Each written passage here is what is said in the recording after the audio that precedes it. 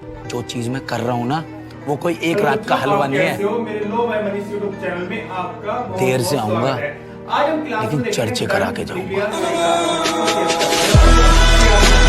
CrPC की धारा 32 देखेंगे, सेक्शन 32 देखेंगे। उसमें लिखा है शक्तियां प्रदान करने का ढंग। मैं आपको समझाता हूं। अपनी जो पावर होती है वो किसी को दी जाती है जो अपना जूनियर होता है। कैसे?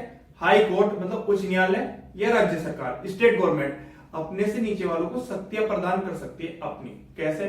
जैसे हमारी स्टेट गवर्नमेंट है वो एसडीएम को, डीएम को, एडीएम को शक्तियां प्रदान कर सकती है। एक बात तो क्लियर होगी।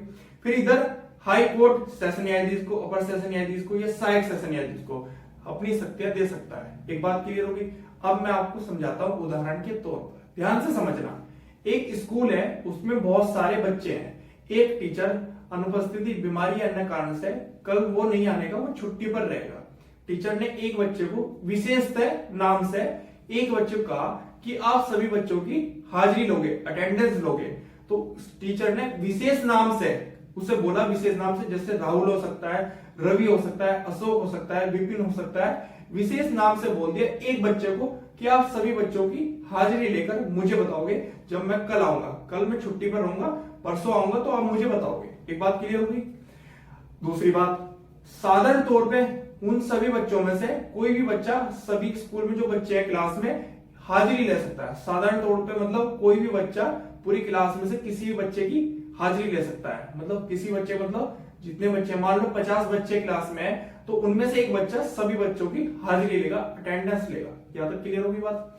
तो आज का टॉपिक ये रहेगा, विशेषतः नाम से, पद से या साधारण तौर पर या वर्गों के आधार पर, ग्रुप के आधार पर शक्तियां प्रदान कर सकता है हाई कोर्ट या स्टेट गवर्नमेंट, मतलब राज्य सरकार। क्लियर होगी बात। आगे देखते हैं बोर्ड पे।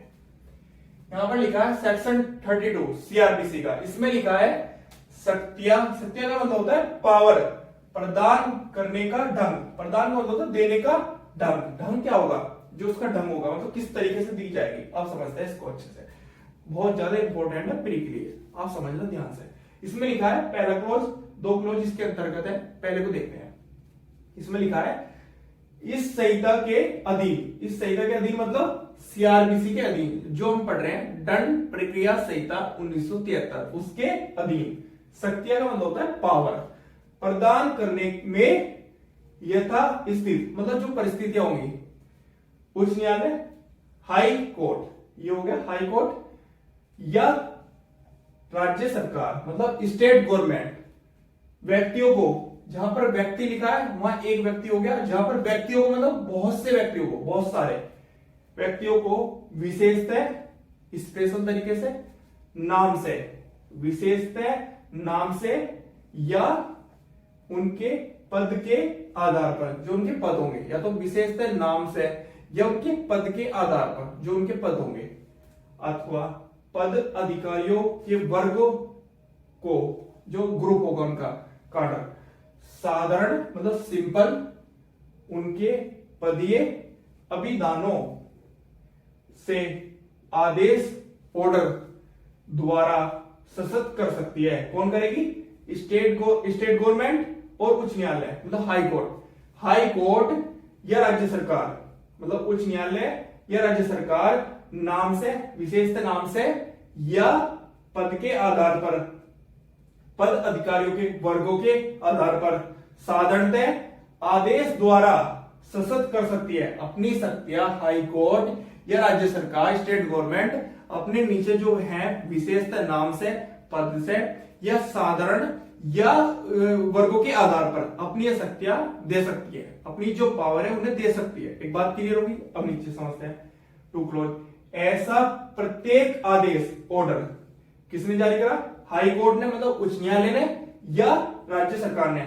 ऐसा प्रत्येक आदेश इन दोनों ने जारी किया उस तारीख को, उस तारीख से मतलब उस डेट से प्रभावी होगा, मतलब लागू होगा, जिस तारीख को वह ऐसे सशक्त किए गए व्यक्ति को संसूचित किया जाता है। मैं समझाता हूं। मान लो हाई कोर्ट ने या स्टेट गवर्नमेंट ने कोई नोटिफिकेशन जारी करा, मतलब कोई सूचना जारी करी, तो वो सूचना 3 दिन बाद आनी है, और यहाँ के जो एसडीएम है स्टेट गवर्नमेंट के नीचे, वो पहले ही उस शक्ति का प्रयोग करने लगे, ऐसा नहीं होगा। जब नोटिफिकेशन जारी होगा, संसूचित किया जाएगा उस व्यक्ति को विशेष नाम से, पद के आधार पर, वर्गों के आधार पर या साधारण तौर पर, तभी उस शक्ति का प्रयोग करेगा वो व्यक्ति, चाहे हाई कोर्ट में हो चाहे हाई कोर्ट के नीचे हो। एक बात तो ध्यान रखना, जब नोटिफिकेशन मिलेगा, संसूचित किया जाएगा, तभी उस शक्ति का प्रयोग करेगा। मतलब हाई कोर्ट और स्टेट गवर्नमेंट जो अपने नीचे है, उनको जो संसूचित करेगी आदेश द्वारा, ऑर्डर द्वारा उस तारीख से, तभी वो प्रभावी होगा, लागू होगा, जब उनको सूचित किया जाएगा कि आप अपनी शक्तियों का प्रयोग विशेष नाम से, पद के आधार पर, वर्गों के आधार पर या साधारण तौर पर प्रयोग करोगे। ध्यान रखना, ये टॉपिक सेक्शन 32 में था, आज हमने क्लियर कर दिया 32 सीआरपीसी में। आपका कोई डाउट हो तो आप मुझे कमेंट सेशन में बता सकते हैं, मैं आपका डाउट क्लियर कर दूंगा। एक बात तो ये होगी। दूसरी बात, मैं आपसे हाथ जोड़ के माफी चाहता हूं, मेरा थोड़ा गला खराब हो रहा है, मैं अदरक का पानी पीकर ठीक कर रहा हूं, तो बोलने में थोड़ी प्रॉब्लम हो रही है, 2-3 दिन से फीवर आ रहा है, तो इसलिए प्रॉब्लम हो रही है। तो प्लीज माफ कर देना अगर कोई गलती हो, पर लेकिन कमेंट सेशन में आप पूछ लेना अगर कोई डाउट हो। टेंशन मत लो, खुश रह के अच्छे से पढ़ाई करो, एंजॉय करो, टेंशन मत लो, आपके एग्जाम में 100% लगेंगे। फ्री रहो, मस्त एकदम, टेंशन नहीं लेनी, पढ़ाई करते हुए बिल्कुल टेंशन नहीं लेनी, खुश रह के पढ़ाई करो। पीसीएस जे और एपीओ की तैयारी फ्री में कराई जा रही है, निःशुल्क, इस चैनल के माध्यम से, लो भाई मनीष के चैनल से, तो आप फ्री में आप यहां से पढ़ सकते हैं। और इस वीडियो को ज्यादा से ज्यादा शेयर करें, ताकि इस चैनल के माध्यम से हर बच्चा पढ़ पाए, चाहे वो गरीब हो या अमीर हो, मैं दोनों को सपोर्ट करता हूं, ये बात ध्यान रखना। तो प्लीज इस वीडियो को ज्यादा से ज्यादा शेयर करें, इस चैनल पर लाइक और सब्सक्राइब जितने आएंगे उन्हें सपोर्ट मिलेगा, प्लीज ध्यान रखें। आज के लिए धन्यवाद, कल फिर मिलेंगे सेक्शन 33 पे सीआरपीसी। खुश रहो, एंजॉय करो।